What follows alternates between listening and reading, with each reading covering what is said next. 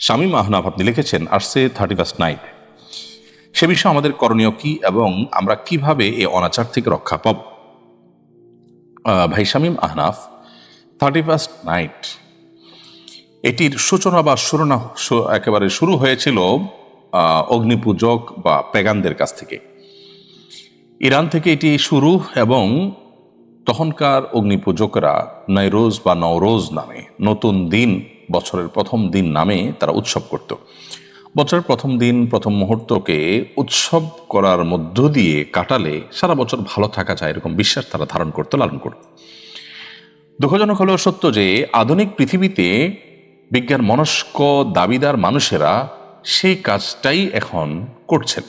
অর্থাৎ বছরের প্রথম প্রহরকে তারা আনন্দ ফুর্তি করে, হাসি তামাশা করে, চিৎকার চেঁচামেচি করে, বিনোদনের মাধ্যমে তারা এটাকে কাটাবার চেষ্টা করেন। কেন? তারা আশা করেন যে এর মাধ্যমে তারা সারা বছর হয়তো ভালো থাকতে পারবেন। অনেকে অবশ্য আজকাল এই উদযাপন কেন করেন সে উদ্দেশ্যও জানেন না, সেটা তো আরও ভয়াবহ ব্যাপার। অর্থাৎ কেন যে এই হৈহুল্লোড় করছেন, কেন যে আনন্দ করছেন, সেটার কারণ পর্যন্ত জানা নেই। কারণ হলো আপনি আনন্দ করছেন, বিনোদন করছেন কেন? কারণ বছরের প্রথম প্রহর শুরু হয়েছে। তো এটি যদি আপনার আনন্দের কারণ হয়, কি কারণে আনন্দের কারণ? মানে নতুন কিছু আসছে সেজন্য? তাই যদি হয়, তার নতুন ভোর, নতুন সকালও তো আসে আপনার জীবনে, নতুন মাসও তো আসে, কই তখন তো আপনি আনন্দিত হন না। আর সবচেয়ে বড় কথা হলো, যেই মুহূর্তে একটি নতুন বছরকে আপনি আলিঙ্গন করলেন, অভ্যর্থনা জানালেন, সেটা যদি আনন্দের কারণ হয়, তো ঠিক তার আগের মুহূর্তেই তো একটি বছরের বিদায় হয়ে গেল। তো বছরের আগমন যদি, নতুন বছরের শুরু হওয়া যদি আনন্দের কারণ হয়, তাহলে বছরের সমাপ্তি কি বেদনার কারণ হবে না? তার জন্য কি আপনি বেদনাহত হয়েছেন কখনো? তো এই বিষয়টি আমাদের খুব ভালো করে রপ্ত করতে হবে, বুঝতে হবে যে এটি একটি অযৌক্তিক, হাস্যকর একটি কাজ। যারা নিজেদেরকে বিজ্ঞান মনস্ক দাবি করছেন, এই যুগে এসে তারা এই 31st নাইট উদযাপন করছেন, হৈহুল্লোড় করছেন, বছরের প্রথম প্রহরকে ভালোভাবে উদযাপন করে সারা বছর থাকার চেষ্টা করছেন, অথবা উদ্দেশ্যহীনভাবে এই ফুর্তি করছেন, সেই মানুষগুলো তাদের বিবেককে জিজ্ঞাসা করা উচিত তারা কেন এই কাজটি করছেন, এর পেছনে কি যৌক্তিকতা আছে, এর পেছনে কি তাদের সার্থকতা আছে।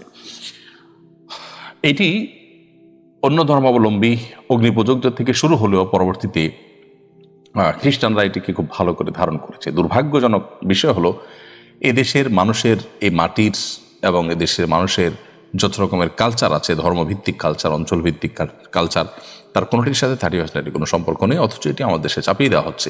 এটির ফলে মায়ের কোলের শিশু আতশবাজির বিকট আওয়াজে মারা যাওয়ার ঘটনা ঘটেছে, আমরা জানি, এবং সেটি আদালত পর্যন্ত গেছে। এবং সেই সাথে একজন নারী উদ্যোক্তা বছর দুয়েক আগে তার সর্বস্ব পুড়ে ছাই হয়েছে আতশবাজির আগুনে। তো সেটাও আমরা জানি। এরপর আমাদের দেশে পরিবেশ, প্রকৃতি, পাখিকুল, তাদের আতঙ্কের কারণ হয়ে থাকে আতশবাজি। তো এই সমস্ত কারণে ইতোমধ্যে আমাদের দেশে আমরা জানি যে আতশবাজি এবং পটকা ফুটানো এটি নিষিদ্ধ হয়েছে 31st নাইট উপলক্ষে। সো এ বিষয়ে যদি কেউ কোনো প্রকার অন্যায় করতে চায়, কেউ যদি আইন লঙ্ঘন করতে চায়, কেউ যদি মানুষের জীবনকে, পশু পাখির জীবনকে বিষিয়ে তুলতে চায়, তাহলে তাদের হাত ধরে থামিয়ে দিতে হবে। সবাই সমাজে উদ্যোগ নিতে হবে এই ধরনের কর্মকাণ্ড যেন কেউ ঘটাতে না পারে।